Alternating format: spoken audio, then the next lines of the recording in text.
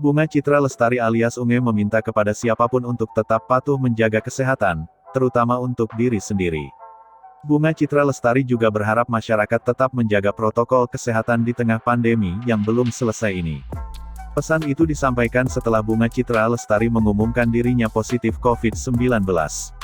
Please take care of yourself and your loved ones, tulis Bunga Citra Lestari di akun media sosial Instagram @bechelsinclair, Senin, tanggal 14 Juni tahun 2021, malam. Bunga Citra Lestari berharap siapapun tetap berusaha membangun imun dan kekebalan tubuh supaya terhindar COVID-19. Bunga Citra Lestari mengumumkan terkena COVID-19. Bunga Citra Lestari dinyatakan positif COVID-19 setelah melakukan tes dan pemeriksaan kesehatan.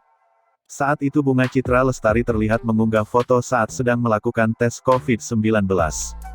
Begitu dinyatakan positif COVID-19, Bunga Citra Lestari memutuskan untuk melakukan isolasi mandiri.